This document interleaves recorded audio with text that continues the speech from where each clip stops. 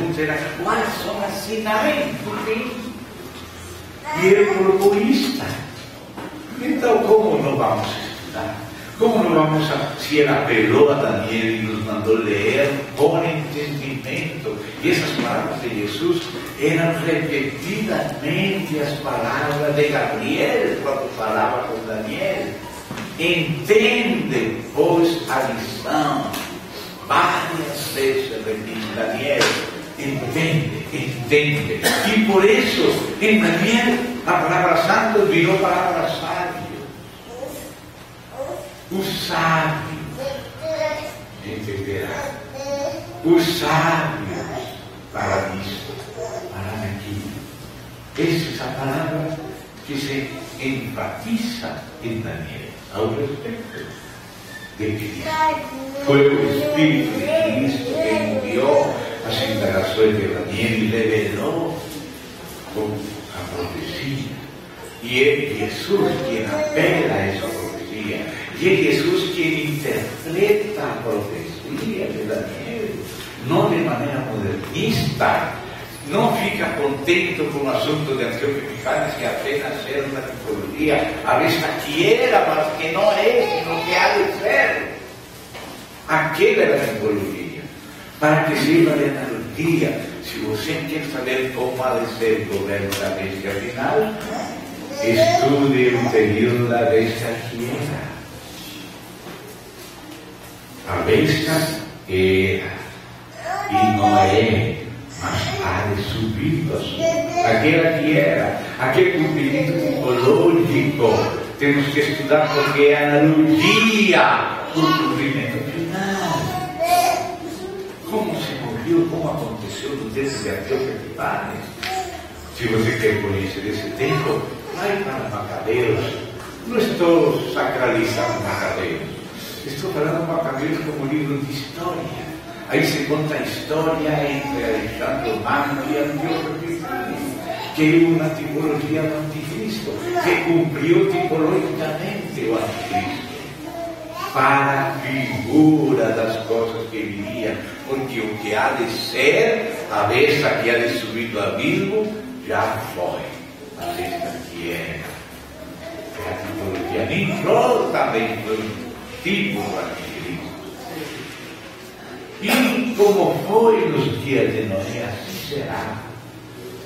Nos dias de Noé a gente estava comprando, nos dias de Ló estava comerciando, plantando, comendo, bebendo, dançando, e não entenderam, até que veio o dilúvio e levou a todos.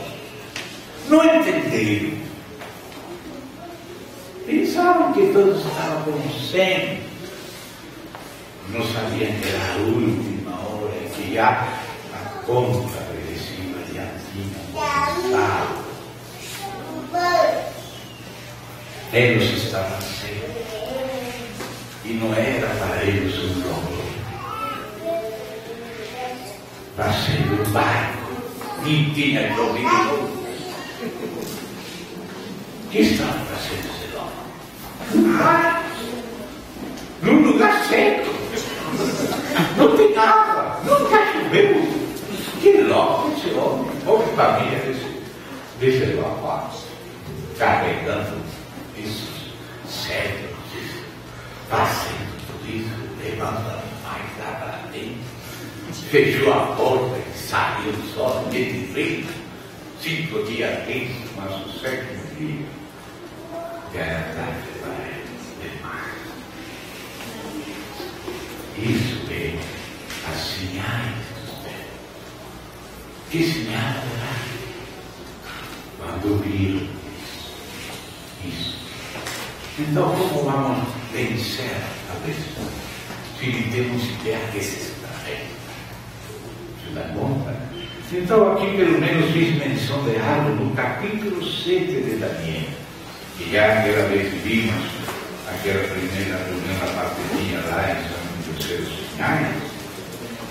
Aí vimos Daniel 7, que é aquele capítulo onde 4 vezes se conta a mesma coisa, acrescentando detalhes, cada vez graças às pesquisas, às perguntas, o inquirimento de Daniel. Então aí vamos começar a ver a que se referia em Jesus, aquele que falou Daniel acerca disso. Então, você vê, no capítulo 7, Daniel tem uma grande visão. E ele tem 4 grandes festas. O que nós chamamos de civilização, a palavra de Deus chama de besta. Essa é a besteira humana. Babilônia, Pérsia, Grécia, Roma, União Europeia, o governo mundial, isso Deus chama de besta. Essa é a besteira. Essa besteira. Mas o que Deus chama de sabedoria é o que ouviu Daniel. Isso é sabedoria. Então, diz aqui Daniel, descreve aquelas bestas como sobre o mesmo molde dos sonhos de Nabucodonosor. Não está falando outra coisa, está falando a mesma coisa. Babilônia, aquela cabeça de ouro, Medo-Pérsia, aqueles peitos e braços de prata, Grécia, aqueles dentro e busto de bronze, Roma, aquelas pernas de erro, e os 10 dedos do reino dividido, de ferro par. Isso é a União Europeia, que surge do que era Roma, e que vira um reino ainda dividido. E aqui no capítulo 7 fala da mesma coisa. Agora aquela cabeça de ouro é aquele leão, aquele braço de prata é aquele pulso, Pérsia, aquele bronze do ventre dos muros e o leopardo da Grécia. E agora chegamos ao nosso tempo, no verso 8. 7, 7 e 8. Depois disto, ou seja, depois das 4 cabeças que saíram do leopardo, que era a Grécia, eu continuava olhando nas visões da noite. Aleluia. Graças a Deus, ó Daniel, que olhava nas visões. E eis aqui o 4º animal, ou seja, o que vem depois da Grécia, é o Império Romano. Terrível, espantoso, sobremodo forte.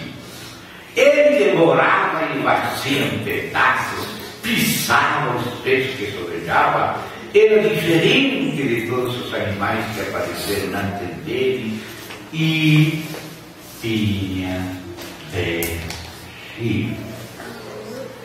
Os chifres eram da 4ª vez do Império Romano, foi que saíram desses filhos. Se você conhecesse a história de Roma, por isso é necessário estudar um pouco de história.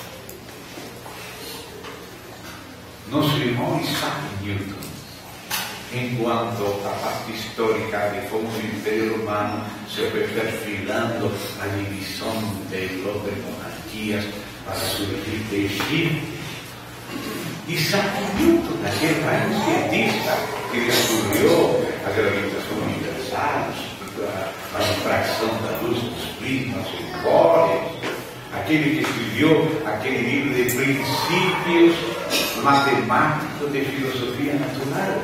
Para ele, isso tudo que o mundo enaltece era só um hobby.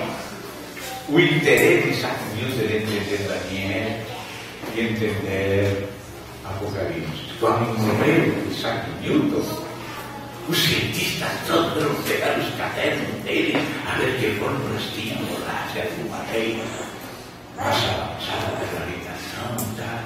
E encontraram os cadernos de Newton que falavam de Daniel e de Apocalipse. Esse era o verdadeiro interesse de Isaac Newton. Graças a Deus, aqui mesmo no Brasil já se publicou os comentários de Isaac Newton a Daniel e Apocalipse.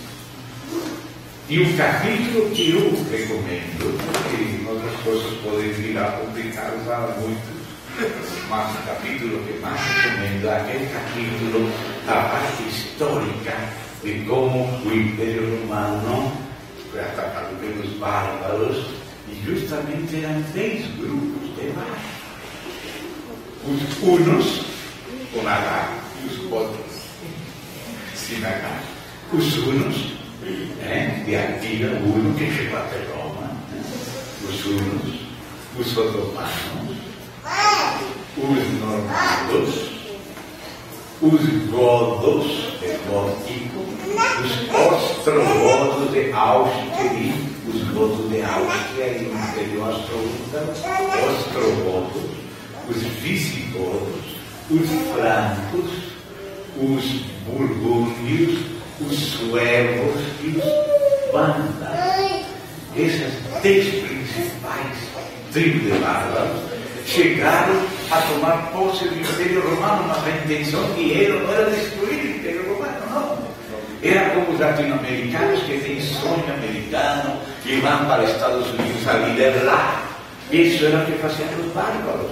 O modo de vida no Império Romano, que eles chegavam de todas as partes a morar no Império Romano e assim se foram criando as bases de aquelas principais nacionalidades. E no fim, quando o Império Romano caiu, surgiram aquelas monarquias, das quais até hoje são 10, que também poderíamos contar. Mas pode ser que me esqueça de algumas, você vai ter que pesquisar aquele esqueça. Então deixa eu pesquisar como por exemplo a você as monarquias que existem até hoje. Pode ser todos em paz. Da Inglaterra, da Espanha, da Dinamarca, ou seja, você busca na são 10. Algumas são fortes, de ferro, outras são frágeis, como Mônaco, Liechtenstein, Luxemburgo. São 10. E essas 10 foram convocadas pelo príncipe Bernardo da Holanda, que era o sucessor dos imperadores romanos, e dentro da nobreza Puerta Negra, que esse é o nome oficial das monarquias da Europa, que surgiu no que era o Império Romano, o que presidia entre elas a parte política, porque tem um satanista que preside a parte ocultista que existe também. Então, com um jesuíta chamado Ratzinger, que você pode encontrar na formulação da criação da Europa atual, criaram o grupo dos Bilderberg, com pessoas daquelas monarquias, por isso a Rainha Sofia vai para lá, a reunião do Bilderberg, e a Reina Martins de Holanda também, e o príncipe João Carlos, etc. Junto com banqueiros, que eles fizeram de barões, como o barão de Rothschild, etc. E junto com outras pessoas que os convidam, criaram uma plataforma para um governo mundial, começando pela União Europeia. O plano do governo mundial destas elites que vêm dessas raízes, o plano deles é estabelecer um governo mundial, mas tem que começar pela Europa. Criar a União Europeia. E por isso se criou o Clube de Roma, com a instância do Vaticano, e por isso a presença do jesuíta Ratzinger. Porque diz a Bíblia que a prostituta cavalga sobre a besta. E a besta que tem cabeças e chifres carrega aquela prostituta vestida de púrpura e de escarlata, que é Roma. E por isso o Tratado de Roma e Clube de Roma, antes de ser politicamente o Tratado de Roma, foi a comunidade econômica, não era ainda política.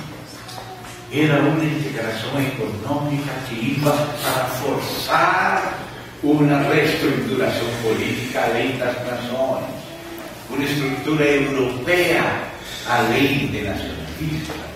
Então, esse é o propósito da integração econômica da comunidade europeia, do aço e do carvão. O aço, seu principal ingrediente, o ferro. E o carvão que não é de lenha, não é de árvore, senão o carvão mineral, que é única, principalmente vem de barro. E justamente os 10 peços de ferro misturado com barro. E assim, na comunidade econômica europeia de aço e carvão, começou a interrelacionar-se. Sabe quem começou? Bélgica. E a Bélgica aparece sempre, por isso ontem falei Bel. Bom, fica comigo, falei. Bel, mal. E a União Econômica começou com Bélgica, com Luxemburgo. Se chamou União Belga-Luxemburguesa. E depois se uniu Holanda, Nederland, ficou Bélgica, Nederland, Lux de Luxemburgo, Benelux. E o Benelux era mais poderoso que a Alemanha, mais poderoso que a França quando se juntou. Então começaram a se juntar também Itália e Alemanha, e por fim passou a época do que era econômico, que era a estratégia para forçar a integração política. Então se deu o Tratado da União Europeia. Política 10 nações. Agora temos que ler que a Bíblia, e vamos a seguir alguns versos, a Bíblia mostra o avanço da serpente neste caminho. O diabo não vai aparecer abertamente o anticristo. Não, a Bíblia mostra como ele vai chegar antes de se sentar no templo de Deus como Deus. Ele tem um avance suspicaz, clandestino, descrito para que sirva para nós ferramenta de distinguir os movimentos da pessoa que vai virar. Porque o anticristo não vai nascer quando comece a grande tribulação. Ele vai se sentar no templo de Deus, se fazendo passar por Deus, quando comece a grande tribulação. Mas ele existe antes. E a Bíblia mostra o caminho dele antes da tribulação grande e durante ela. Então nós precisamos dessas ferramentas para poder compreender as notícias. E por favor, não vai ler somente as notícias dos que querem programar você e desinformar você. Você tem que buscar as notícias pelos meios independentes, porque a maioria daquelas que falam essas coisas estão na mão deles e só falam o que eles querem para controlar a população e distrair e desinformar. Você precisa conhecer a notícia por testigos fiéis, alternativos, daqueles preparados por Deus, cristãos ou pessoas que virariam cristãos e falariam o que Deus queria que falassem a nós, para que estivéssemos preparados. Deus acostuma a fazer isso. Deus tem olhos, por isso aqueles reis falavam, parece que tinha algum espia aqui que sabe de nossos movimentos. Não é um espia, é que Deus tem um profeta chamado Eliseu, então o que vocês fazem em privado, ele ouve tudo, escuta tudo, e conta para o rei de Israel, você conta. Então foram pegar Eliseu e Deus fechou os olhos dele. Ah, que precioso para nosso precioso. Para eles é terrível. Porque aconteceu com eles a mesma coisa que com os sodomitas. Os sodomitas queriam violar aqueles anjos que queriam libertá-los. E Deus cegou os olhos deles. Ou seja, aqueles que se opõem, que têm más intenções, ficam cegos. Não vem. Não sabiam que estava à porta. E aqueles que perseguiam Eliseu tampouco sabiam onde estava Eliseu. Estava nas narinas deles. O que estão buscando? A Eliseu, eu vou levar por este caminho. E levou ele lá no emboscado de Israel. E quando iam a matar ele, não, como vão matar cedo? Devolve a ele para a terra. E foram devoltos para a sua terra. Porque Deus fecha os olhos do significado. e abre os olhos dos amigos. Oxalá sejamos amigos, para que nossos olhos sejam abertos, e não inimigos, opositores, para não ficar cego. E Laodiceia ficou cega. Laodiceia está cega. Graças a Deus que há vencedores de Laodiceia. Amém?